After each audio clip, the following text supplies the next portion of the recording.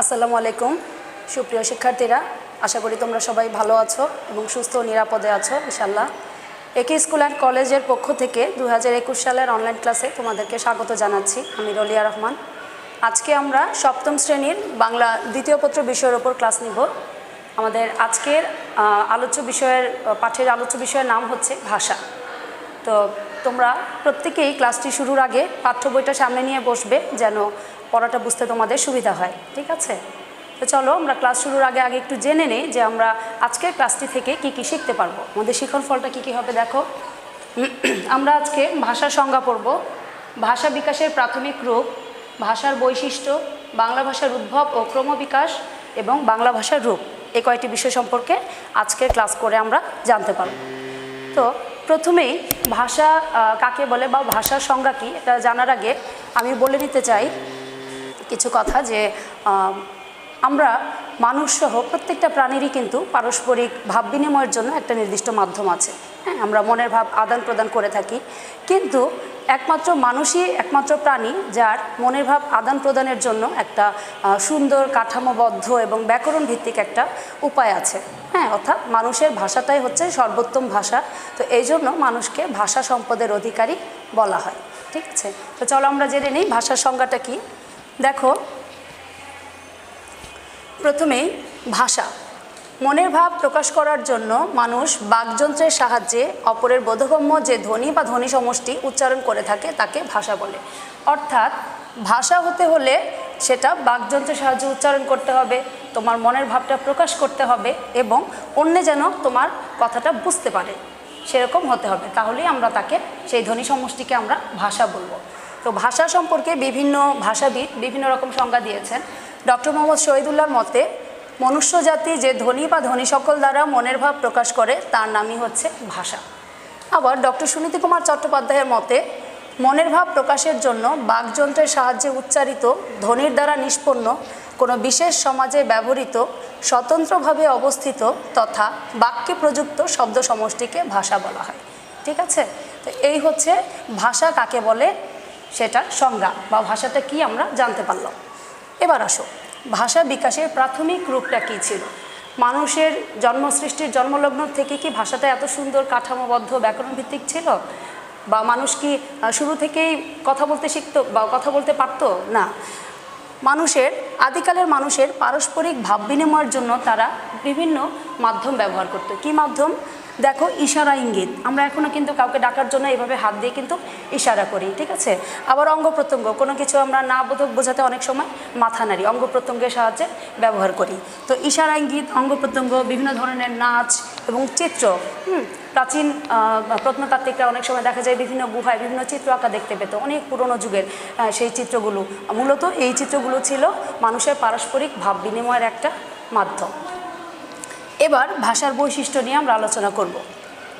এক, ভাষা কণ্ঠনিঃসৃত ধ্বনির সাহায্যে গঠিত। অর্থাৎ ভাষা হতে হলে অবশ্যই সেটা বাকযন্ত্রের সাহায্যে উচ্চারিত হতে হবে। বাকযন্ত্র মানে হচ্ছে কণ্ঠ, তালু, মূর্ধ, দাঁত, হ্যাঁ, ঠোঁট, সব কিছু সমন্বয়ে এটাকে বলা হয় বাকযন্ত্র। দুই, ভাষার অর্থদ্যোতকতা গুণ বিদ্যমান থাকতে হবে।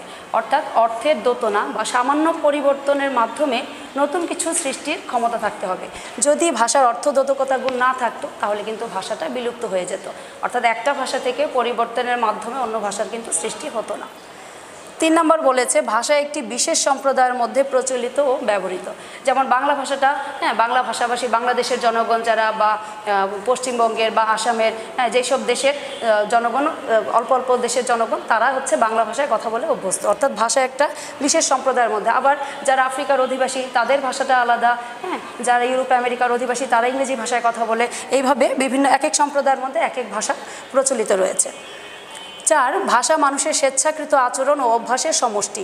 অর্থাৎ ভাষা শেখার ক্ষেত্রে মানুষ স্বেচ্ছায় কিন্তু ভাষাটা শিখে নেয়। একটা ছোট শিশু যখন একটা পরিবারে জন্মগ্রহণ করে, তো তখন দেখা যায় যে সে যখন আস্তে আস্তে বড় হয়, প্রথমে কিন্তু সে ভাষাটা বলতে পারে না। আস্তে আস্তে বড় হয়, তার সাথে পরিবারের অন্য সদস্যদের কথা শুনতে শুনতে সে স্বভাবজাতভাবে ভাষাটাকে আয়ত্ত করে ফেলে। হ্যাঁ, তো এটাই হচ্ছে ভাষা মানুষের স্বেচ্ছাকৃত আচরণ এবং অভ্যাসের সমষ্টি। এবার একটা গুরুত্বপূর্ণ পয়েন্ট আমি তোমাদের বলতে চাই যে দেশ, কাল ও পরিবেশ ভেদে ভাষার পার্থক্য ও পরিবর্তন ঘটে। অর্থাৎ এক এক দেশে কিন্তু এক এক ধরনের ভাষা প্রচলিত। বাংলাদেশে বাংলা ভাষা, আমেরিকা ইংরেজি ভাষা, ইরানে ফার্সি ভাষা, এক এক দেশের এক এক ধরনের ভাষা। আবার কালভিত্তিক ভাষার পরিবর্তন হয়, অর্থাৎ অতীতকালে ভাষার যে রূপ ছিল বর্তমানে একরকম রূপ, আবার হয়তো ভবিষ্যৎকালে অন্যরকমভাবে ভাষাটা আমাদের কাছে আসবে।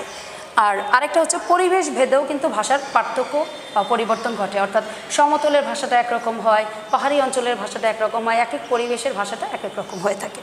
আর বর্তমানে পৃথিবীতে ৩৫০০-এর বেশি ভাষা প্রচলিত রয়েছে, যার মধ্যে বাংলা ভাষা হচ্ছে একটি ভাষা। এবার চলো আমরা বাংলা ভাষার উদ্ভব এবং ক্রমবিকাশ সম্পর্কে জানব। আচ্ছা, বাংলা ভাষা প্রায় ৫০০০ বছর পূর্বে ইউরোপের মধ্যভাগ থেকে দক্ষিণ পূর্ব ভূভাগে এই ইন্দো ইউরোপীয় ভাষাটা প্রচলিত ছিল। সেই ইন্দো ইউরোপীয় ভাষা থেকেই বর্তমানে আমাদের এই বাংলা ভাষাটা এসেছে। ধারণা করা হয় যে ইন্দো ইউরোপীয় ভাষা থেকে বিভিন্ন ধাপে ধাপে পরিবর্তিত হয়ে একসময় এসে সপ্তম শতকে বাংলা ভাষার জন্ম হয়। যেটা আমি বলেছি যে ভাষার অর্থোদ্যোতকতা, ভাষার বৈশিষ্ট্যে বলেছিলাম ভাষার অর্থোদ্যোতকতা গুণ বিদ্যমান, অর্থাৎ এই পরিবর্তনের গুণটা রয়েছে। এজন্য ইন্দো ইউরোপীয় থেকে পরিবর্তনের মাধ্যমে শতম, প্রাচীন ভারতীয়, আর্য, প্রাকৃত, অপভ্রংশ, বঙ্গকামরূপী এবং সবশেষে বাংলা ভাষা হয়েছে। তবে ভাষা বিজ্ঞানীদের মতে ভাষার উদ্ভবকাল নিয়ে তারতম্য দেখা যায় তাদের মতামতের ক্ষেত্রে। ডক্টর মোহাম্মদ শহীদুল্লাহর মতে ৬৫০ খ্রিস্টাব্দ, আবার ডক্টর সুনীতি কুমার চট্টোপাধ্যায়ের মতে ৯৫০ খ্রিস্টাব্দ হচ্ছে বাংলা ভাষার উদ্ভবকাল। এবার চলে যাই আমরা আমাদের সর্বশেষ পয়েন্ট, বাংলা ভাষার রূপ।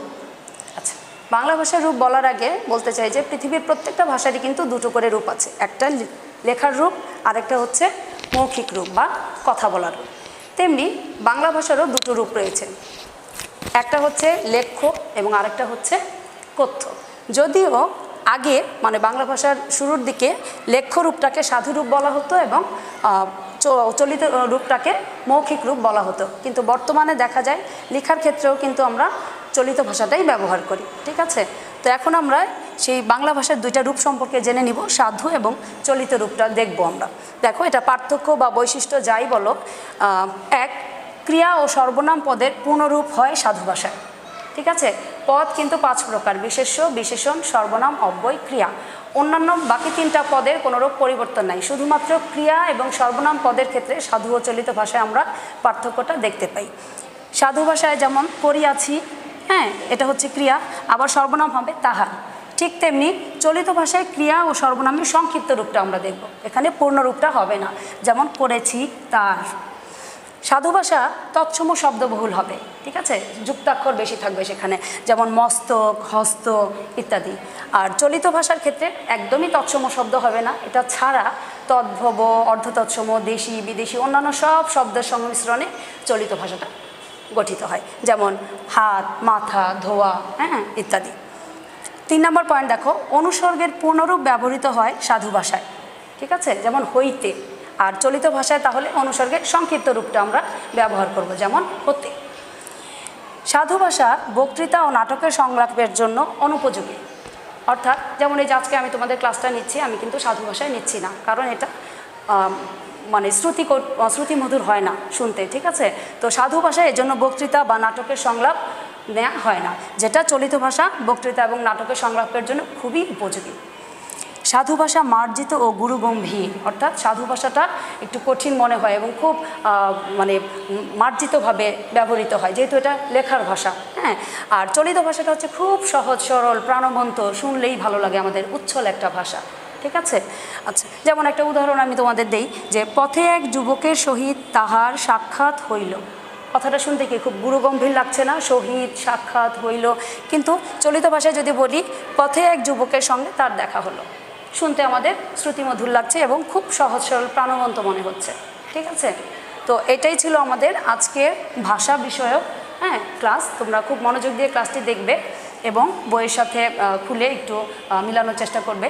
আর বাড়ির কাজ তোমাদের আমি দিয়ে দিচ্ছি। বাড়ির কাজটা হচ্ছে তোমাদের যে পাঠ্য বই, বোর্ড বইটা, সেটা ৪ ও ৫ নং পৃষ্ঠার সাধু ও চলিত ভাষায় ক্রিয়া ও সর্বনাম পদের কতিপয় রূপের দুটো ছক আছে।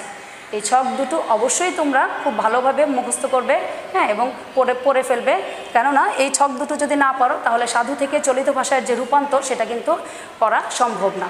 ঠিক আছে। তো তোমরা সবাই ভালো থেকো, সুস্থ থেকো, স্বাস্থ্যবিধি মেনে চলবে, অবশ্যই মাস্ক ব্যবহার করবে এবং বেশি বেশি করে বাসায় পড়াশোনা করার চেষ্টা করবে। এই কামনা করে আজকের ক্লাসটি এখানেই শেষ করছি। আসসালামু আলাইকুম।